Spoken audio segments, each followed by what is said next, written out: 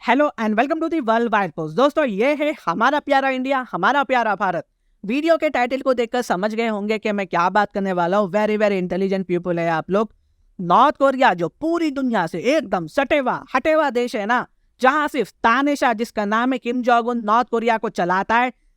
Kim Jong Un ही sir के hair style से लेकर इंसानों के हंसने तक डिसाइड करता है। ये तानेशाह किम जोंग उन उसके रूल्स को जो है इम्प्लीमेंट करता है लोगों के डेली लाइफ में। नॉर्थ कोरियंस जो सुबह उठते हैं ना, तो उन्हें किम जोंग उन कहकर उठना पड़ता है। जब ये सोते हैं ना, तो इन्हें किम जोंग उन कहकर सोना पड़ता है। तो ऐसी सिचुएशन है वहां के लोगों की। Recently north Korean leader Kim Jong Un ने हाल ही में अपनी रशिया के विजिट के बाद ना, रशिया के साथ ताल्लुकात को मजीद बढ़ाने के लिए, डिप्लोमेटिक लेवल को इम्प्रूव करने के लिए एक ह्यूज स्टेप लिया है। हो सकता है कि इस स्टेप के बाद जापान और साउथ कोरिया को मिलिट्री लेवल पर ह्यूज डैमेज पहुंचने वाला है।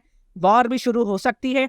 हालांकि मैं ये बात कह दूं कि किम जोंग उन रशिया के विजिट से पहले ना, नॉर्थ कोरिया के फॉरेन राइवल्स जैसे कि यूएसए, जापान, साउथ कोरिया ने वार्न किया है कि अगर किम जोंग उन रशिया के साथ मिलिट्री कोऑपरेशन बढ़ाता है जाकर, तो ये बहुत ही खतरनाक है एंड किम जोंग उन को इसकी कीमत चुकानी पड़ेगी। बेसिकली ये देशों ने किम जोंग उन को वार्निंग दे दिया है। तो क्या होगा आगे, ये तो फ्यूचर में ही मालूम होगा। तो बेसिकली जिसका डर था वही हो रहा है। किम जोंग उन ने रशिया के साथ बहुत ही जल्द हथियार खरीदने वाला है। पेपर के फॉर्मेलिटीज कंप्लीट हो चुके हैं, पेपर वर्क डन हो चुका है। और कोइंसिडेंट तो देखो यार, मतलब जिस वक्त किम जोंग उन रशिया जाकर आया ना, 78 section of the United nation general assembly start हो गया। और यूएनजीए के मीटिंग के साइडलाइंस के दौरान क्वाड के फॉरेन मिनिस्टर्स ने एक मीटिंग की जिसमें नॉर्थ कोरिया के बारे में भी डिस्कस किया गया है। और मैं ये बात क्लियर कर देता हूँ गाइस कि व्लादिमीर पुतिन ने किम जोंग उन को किस तरह के डिफेंस वेपन सेल किया है, अभी ये पब्लिक नहीं किया गया है। ये रशिया नॉर्थ कोरिया के बीच में क्लासिफाइड है, कॉन्फिडेंशियल रखा गया है, जो कि चिंताजनक है। नहीं मालूम पुतिन के दिमाग में मतलब चल क्या रहा है, क्या सोच रहे हैं पुतिन। वेस्ट के खिलाफ, यूएस के खिलाफ क्या मतलब इनका मूव होगा नेक्स्ट। लेकिन अगर मैं पास की बात करूँ ना, आप हैरान हो जाएंगे। देखिए, मतलब ये पहली बार नहीं है कि रशिया ने नॉर्थ कोरिया को डिफेंस वेपन सेल किया है।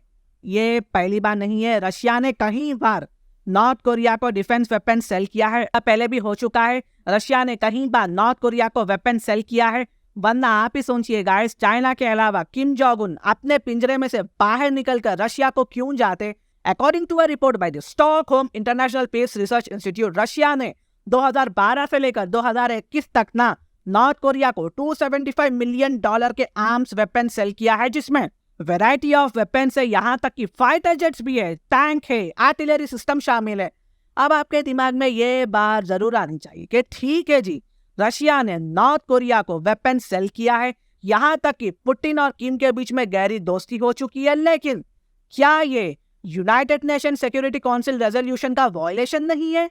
देखिए, ये क्लियरली यूएनएससी रेजोल्यूशन का वायलेशन है। यूएनएससी ये कहता है कि नॉर्थ कोरिया को, चाहे वो कोई भी देश हो, डिफेंस वेपन्स एंड आर्म्स नहीं प्रोवाइड करना है, प्रोहिबिटेड है।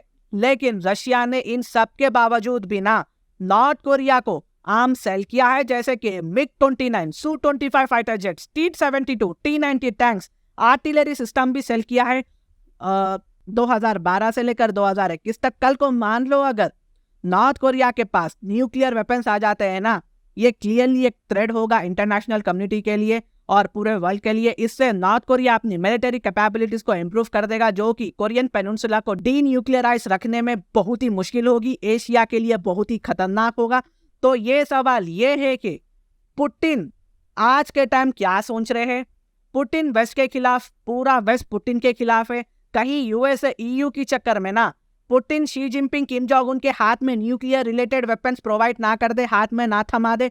देखो, चांसेस तो कम है, लेकिन प्रॉपरली कुछ कह नहीं सकते कि पुतिन मतलब कुछ भी कर सकते हैं। किनको क्या देंगे, बहुत ही जरूरी है मालूम करना। यूएनजीए सेक्शन के साइडलाइंस में क्वाड के फॉरेन मिनिस्टर्स, जिसमें Australia, India, Japan and United states शामिल है, इन्होंने रशिया के ये मूव पर बात की है। हालांकि क्वाड को चाइना के मद्देनजर बनाया गया था, चाइना के ऊपर आई रखने बनाया गया था, चाइना के मूव को टिट फॉर टैट करने के लिए बनाया गया था। ऑफ कोर्स कि नॉर्थ कोरिया क्वाड देशों के पास आता है तो ये थ्रेट भी है, बात करना जरूरी था।